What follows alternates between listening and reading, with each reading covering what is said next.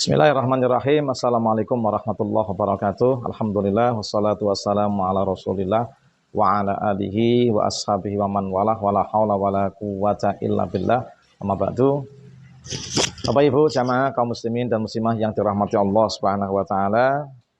Alhamdulillah kita bersyukur kepada Allah Subhanahu wa taala senantiasa diberikan kesehatan, diberikan semangat selalu untuk taat kepada Allah Subhanahu wa taala. Dan semoga kita menjadi orang-orang yang semakin istiqomah dalam ketaatan dan semoga kita menjadi orang-orang yang husnul khatimah dan diberi tempat yang mulia di dalam jannahnya Allah Subhanahu wa taala. Jamaah yang dimuliakan Allah Subhanahu wa taala, kali ini kita akan mengkaji tema tentang yaitu bahaya dendam. Nah, masih suasana Idul Fitri, kadang-kadang masih juga ada orang yang mendendam. Padahal kita sudah ditradisikan di negeri kita ini untuk saling memaafkan. Minal aidin wal faizin. Mohon maaf lahir batin. Ini kan sebagai kita menjadi orang-orang yang kembali kepada apa? Kembali kepada fitrah, kepada kebaikan, kepada agama. Kemudian faizin jadi orang-orang yang apa? Orang bertakwa. Karena orang-orang bertakwa itu adalah orang-orang yang besok menjadi orang-orang yang beruntung. Nah, jangan sampai kita menjadi orang-orang dalam hidup kita masih memiliki rasa dendam. Kenapa? Nah, dendam ini banyak sekali efeknya. Banyak daripada bahayanya. Pertama adalah bahwa dendam ini termasuk perbuatan yang sangat dibenci oleh Allah Subhanahu wa taala.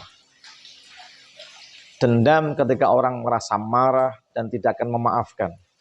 Bahkan dia benci, bahkan dia sangat muak dan tidak suka pada seorang. Dan barang siapa tetap berbuat seperti itu dan tidak memaafkan kesalahan-kesalahannya orang, maka diancam oleh Allah sebagai orang yang dibenci oleh Allah Subhanahu wa taala. Dalam sebuah riwayat Muslim dikatakan bahwasanya orang yang paling dibenci oleh Allah Subhanahu wa taala yaitu orang-orang yang dipenuhi hatinya dengan dendam kusumat dan suka bertengkar.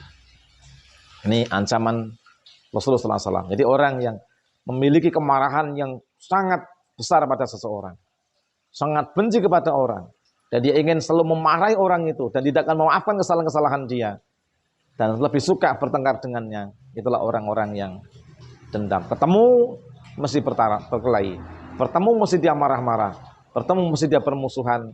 Ini orang yang paling dibenci oleh Allah Subhanahu wa taala. Ini bahaya pertama.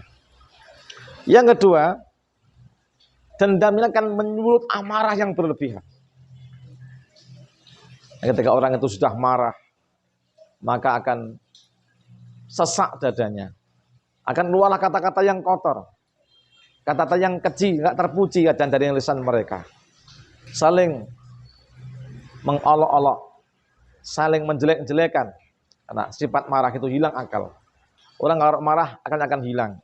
Maka yang keluar dari mulutnya bukan jiwa pribadian yang sesungguhnya, tapi adalah yaitu jiwa kepribadian syaitan yang muncul. Akan muncul keburukan-keburukan. Orang marah amat jarang yang adalah doa-doa yang baik. Orang yang marah yang adalah yaitu ucapan-ucapan yang buruk, laknat dan juga keburukan-keburukan.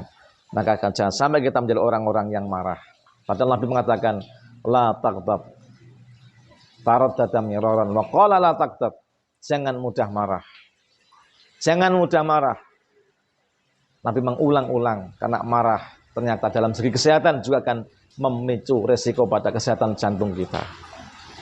Pemarah ini akan mempercepat kinerja daripada jantung dan akan membuat seseorang jantungnya menjadi lemah atau menjadi rusak dan bisa menimbulkan hal yang fatal pada diri kita.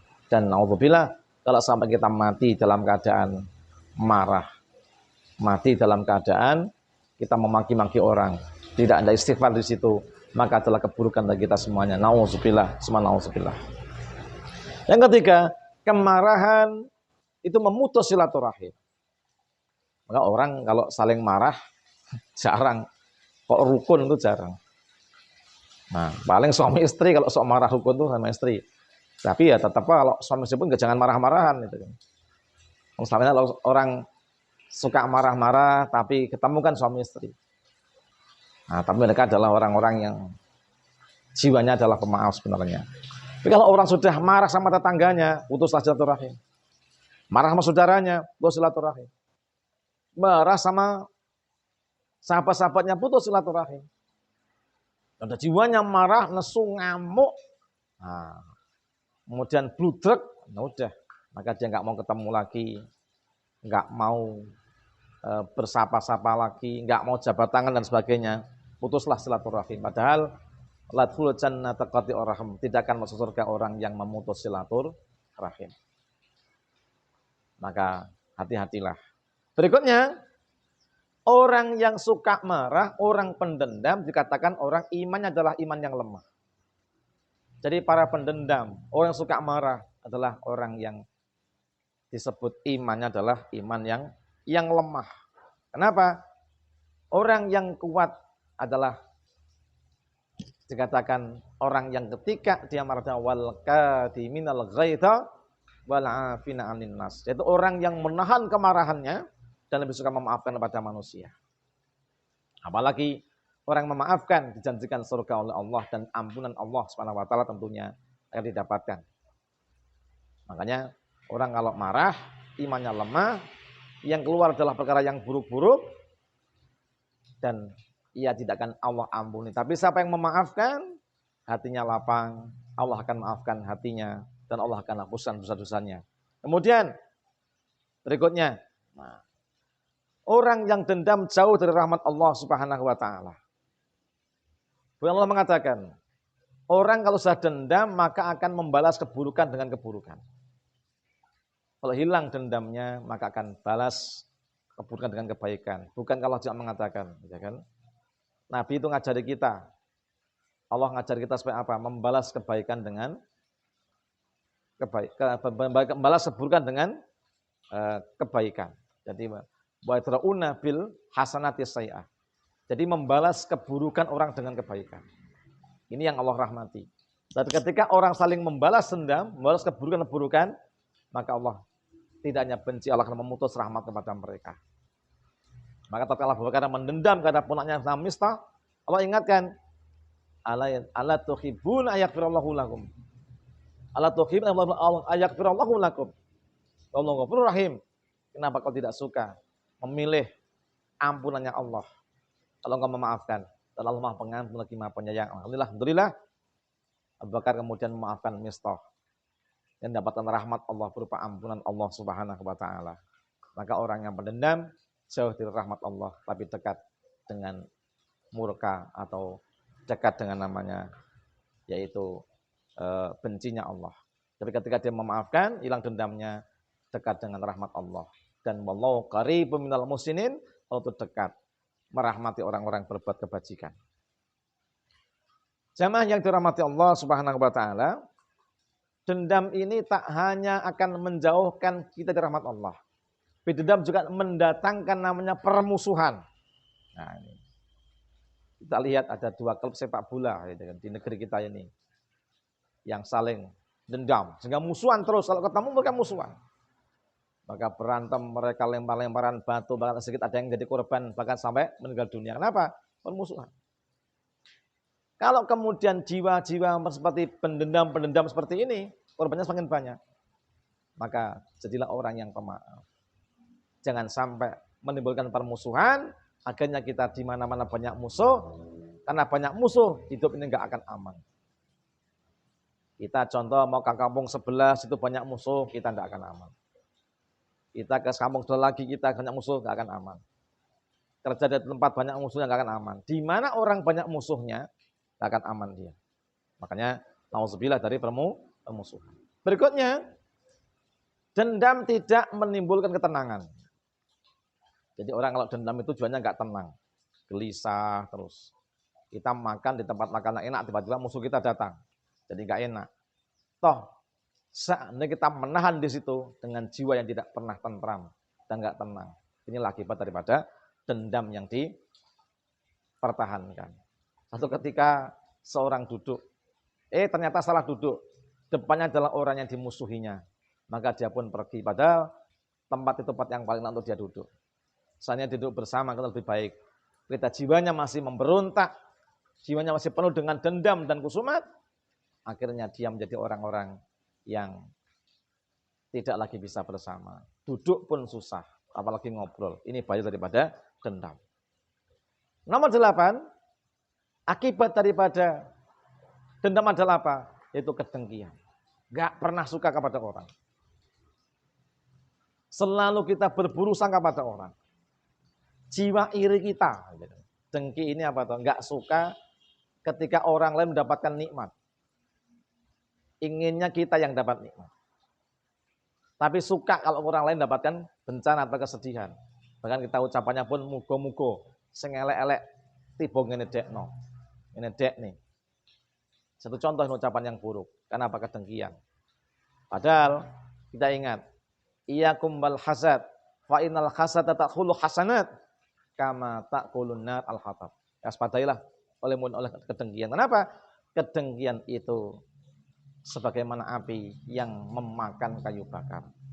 Kebaikan kita bisa habis, bisa hangus, hilang, hancur karena apa? Karena kedengkian yang ada dalam diri kita. Nauzubillah, cuma nauzubillah. Nah, jamaah yang dimuliakan Allah. Berikutnya, ketika seorang itu masih memiliki sifat dendam, maka apa? Dia tidak bisa menerima takdir, nggak bisa menerima nasibnya. Selalu dia menyalahkan orang yang dimusuhinya. Padahal kodrat kita sudah ditetapkan oleh Allah Subhanahu wa taala. Nasib kita sudah diatur oleh Allah. Rezeki pun sudah diatur oleh Allah. Ketika orang mendendam, maka dia akan seudon dengan rezekinya orang. Bahwa seakan-akan adalah haknya, padahal adalah yang telah ditetapkan dan digariskan oleh Allah Subhanahu wa taala. Dan yang parah lagi adalah apa? Allah tidak akan mengampuni orang-orang yang mendendam. Ingat tadi, ala tuhibbuna ayyaghfirallahu lakum, Allahu ghafurur rahim. Apa kamu tidak suka dengan memaafkan orang lain dan menghilangkan dendammu? Allah akan mengampuni dosa-dosamu. Tapi jika kamu tidak mau memaafkan dosanya orang lain, Allah jangan menahan memberikan ampun kepadamu. Nauzubillah. Hilangkanlah dendam kita dan kita bangun yaitu jiwa pemaaf kita. Kemudian orang-orang menendam jauh dari kasih sayang Allah. Dari sifat rahman Allah Subhanahu wa taala. Kalau kau akan disayang Allah, Allah itu Ghafurun, Allah pengampun. Rahimun, Allah itu Maha Penyayang, maka jadilah pemaaf. Jadilah engkau orang yang suka memaafkan. Fa'fu wal yasfahu. Tidaklah engkau memaafkan dan berbuat baik, maka Allah akan menyayangi kalian. Dan tidak akan murka pada kalian. Tapi ketika kita menjadi marah, dan akhirnya muncullah ini yang bahaya, penyakit hati. Enggak hanya penyakit hati secara fisik, tapi juga secara ruhiyah. Jadi akan muncul penyakit hati yang sangat membahayakan diri kita. Bisa kena kita liver nih fisiknya. Tapi juga kita kena hepatitis juga. Tapi juga kenapa? Itu juga menjadi milik orang yang hatinya busuk. Hatinya tidak ada kebaikan di situ. Na'udzubillah min dzalik. Kemudian orang yang pendendam adalah akan muncul sifat sombong. Kenapa? Karena semua dimusuhi, seakan-akan yang benar hanya dirinya sendiri, maka dia menjadi orang yang paling angkuh dan orang paling sombong. Biasanya wong nek wis nesu dikandani wis angel. Ketika orang benci, maka tak bisa lagi menerima nasihat. Mudah-mudahan nggak ada kebencian di antara kita. Nah, saya khawatir kalau ada yang benci, nggak mungkin menerima nasihat saya. Nah, demikian pula kalau Anda nggak suka dengan saya, nggak akan terima pula nasihat saya. Demikian pula saya nggak akan terima nasihat panjenengan kalau saya juga memiliki kebencian. Tapi ketika kita saling mencintai, nasihat akan mudah meresap dan masuk. Tapi ketika kita dendam, maka omongan orang kita anggap racun. Nasihatnya kita anggap indrim atau racun. Apalagi perkataan-perkataan buruknya akan menjadi bom yang akan menghancurkan kita seakan-akan. Makanya hilangkan dendam itu dan bangunlah ketaatan kepada Allah Subhanahu wa taala. Makanya jangan sampai kita menjadi orang-orang yang tidak diridhoi oleh Allah. Kenapa? Bahaya dendam berikutnya adalah Allah enggak ridho pada orang dendam.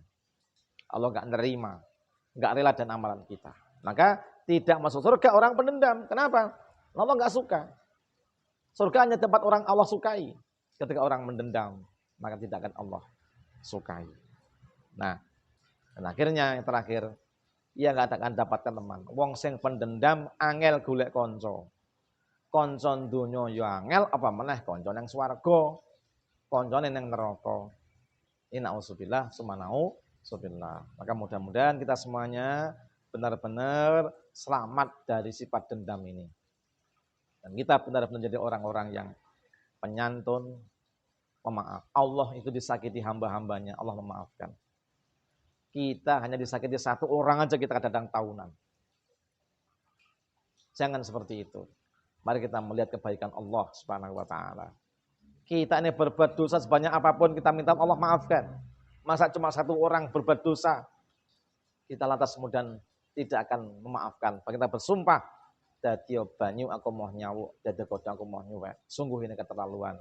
Pantaslah kita dibenci oleh Allah Subhanahu wa taala dan terancam tidak masuk surganya Allah. Nauzubillah, summa nauzubillah. Mudah-mudahan kajian di hari ini bermanfaat untuk kita semuanya dan mudah-mudahan Allah membersihkan jiwa kita dari sifat dendam dan mudah-mudahan Allah senantiasa merahmati kita dan membimbing kita ke jalan yang lurus dan semoga kita mendapatkan pencerahan dunia dan kemudahan kalau kita di akhirat ditempatkan dalam surga Allah Subhanahu wa taala. Demikian, Allahu minkum, subhanakallahumma bihamdika asyhadu an la ilaha illa anta astaghfiruka wa atubu ilaik. Wassalamualaikum warahmatullahi wabarakatuh.